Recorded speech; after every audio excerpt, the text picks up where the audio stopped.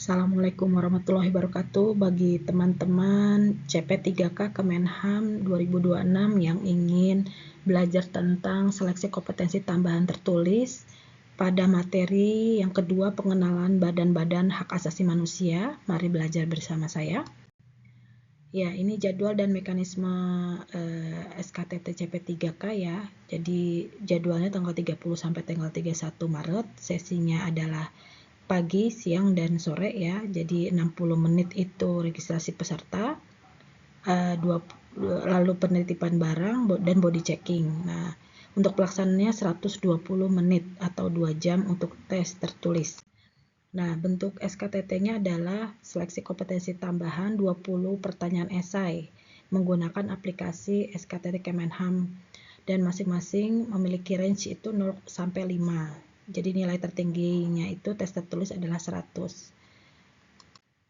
Jadi materi SKTT-nya itu yang pertama adalah pengantar hak asasi manusia, pengenalan badan HAM, pengenalan instrumen, analisis kebijakan publik, hak kelompok rentan, HAM dan teknologi, implementasi HAM di Indonesia, mekanisme penanganan dugaan pelanggaran HAM, pencegahan penanganan kekerasan berbasis gender, peran kewajiban dan tanggung jawab negara dan non-negara terhadap HAM, soal-soal HAM berbahasa Inggris, dukungan manajemen.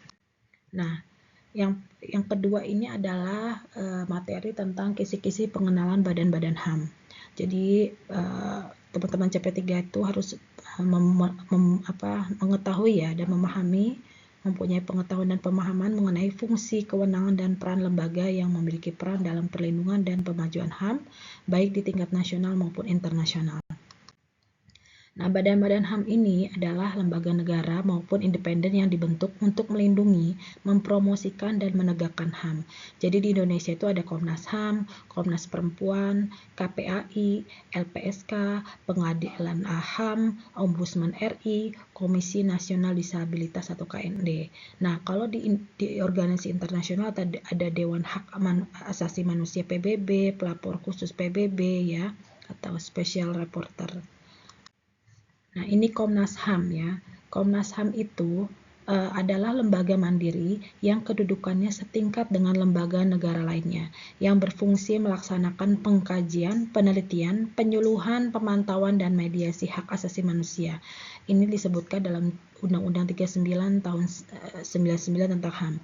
Komnas HAM itu menurut Undang-Undang Nomor 40 Tahun 2008 tentang penghapusan diskriminasi ras dan etis mendapatkan tambahan kewenangan berupa pengawasan.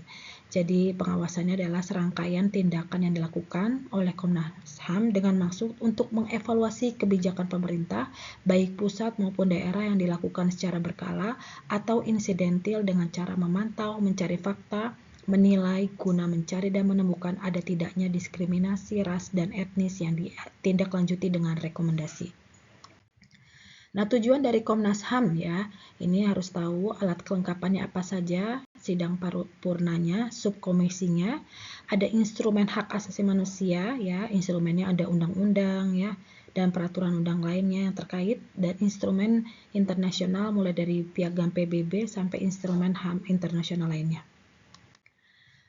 Nah, yang kedua lalu Komnas Anti Kekerasan Terhadap Perempuan ya. Ini ada websitenya komnasperempuan.go.id, yaitu lembaga negara yang independen untuk menegakkan hak asasi manusia perempuan Indonesia.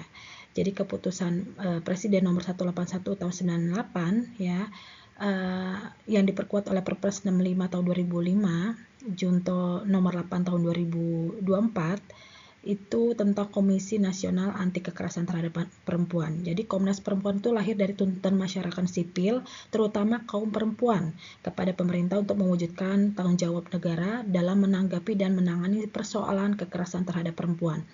Tuntutan tersebut berakar pada tragedi kekerasan seksual yang terutama dialami oleh perempuan etnis Tionghoa dalam kerusuhan Mei 98 di berbagai kota besar Indonesia. Jadi Komnas Perempuan tumbuh menjadi salah satu lembaga nasional hak asasi manusia LNHM.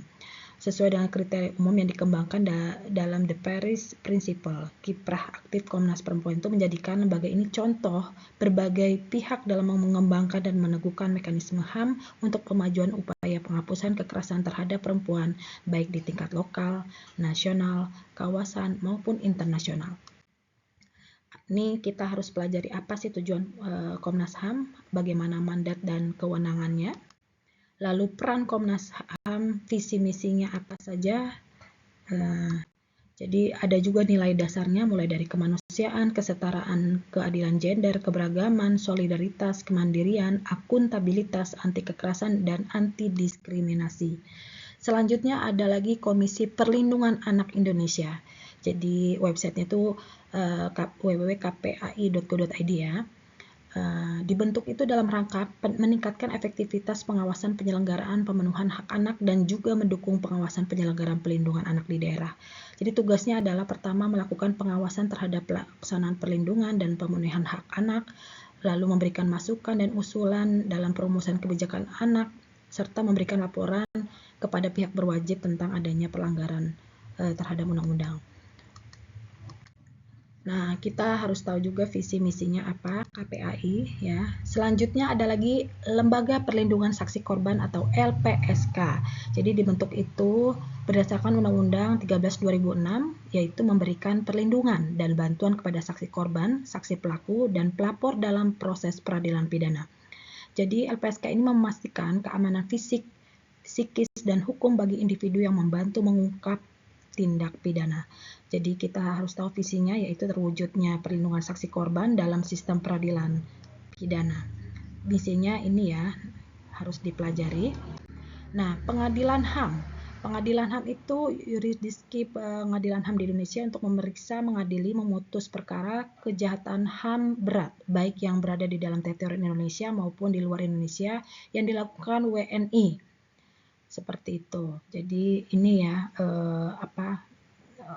uraian-uraian tentang pengadilan HAM. Selanjutnya ada lagi Lembaga Ombudsman RI.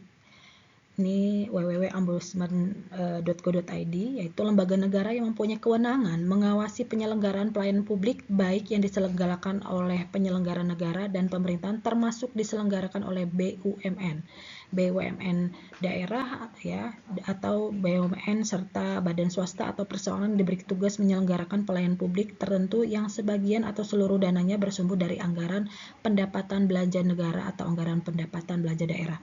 Ini tugasnya ya, wewenang Ombudsman. Lalu ada lagi Komisi Nasional Disabilitas atau KND ya.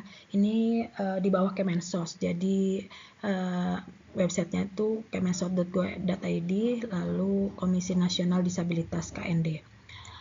Jadi dibentuk itu adalah menjadi komitmen serius pemerintah Indonesia dalam mengimplementasikan mandat Konvensi Hak Penyandang Disabilitas untuk perwujudan hak penyandang disabilitas. Jadi sesuai dengan prinsipnya nothing about us without us, upaya ini sangat penting untuk menciptakan dan mempertahankan prinsip penyandang disabilitas untuk pembangunan yang inklusif dan maju dalam segala bidang. Ya, kedudukannya adalah di bawah Kemensos ya, berada di bawah pertanggungjawaban Presiden ya, yang dipimpin oleh Menteri Sosial. Selanjutnya ada Dewan Hak Asasi Manusia. Nah, Dewan Hak Asasi Manusia adalah badan antar lembaga pemerintah dalam sistem perserikatan bangsa-bangsa yang bertanggung jawab untuk memperkuat promosi dan perlindungan hak asasi manusia di seluruh dunia dan untuk menangani situasi pelanggaran hak asasi manusia serta memberikan rekomendasi mengenainya. Dewan ini memiliki kemampuan untuk membahas semua isu dan situasi tematik hak asasi manusia membutuhkan perhatian sepanjang tahun. Dewan ini bertemu di kantor Perserikatan Bangsa-Bangsa di Jenewa. Ini ya uraian tentang Dewan Hak Asasi Manusia perlu dipelajari. Nah, jadi teman-teman CP3K ini salah satu contoh soalnya seperti ini ya. Sebutkan Badan HAM di Indonesia. Apa sih alat kelengkapan Badan Komnas HAM? Bagaimana peran Komnas Anti Kekerasan Perempuan di Indonesia dalam penyelenggaraan perlindungan HAM khusus perempuan di Indonesia? Lalu apa tujuan dibentuknya KPAI? Apa visi dari LPSK atau Lembaga Perlindungan Saksi Korban? Lalu nomor 6, sebutkan tugas dan wewenang Lembaga Ombudsman RI. Nomor 7, di mana kedudukan Komisi Nasional Disabilitas dan apa sih yang maksud dibentuk komisi tersebut? Dan yang terakhir adalah apa sih tanggung jawab Dewan Hak Asasi Manusia. Jadi kalau mau lulus CP3K, ayo kita belajar bareng. Mari bimbel bersama saya. Ini daftar linknya ya. Jangan lupa di link diklik ya. Ya, semoga dimudahkan ujiannya untuk materi yang kedua ini. Semoga bermanfaat bagi teman-teman yang mau SKTT, tulis tambahan di CP3K Kementerian Hak Asasi Manusia 2006. Terima kasih, mohon maaf. Assalamualaikum warahmatullahi wabarakatuh.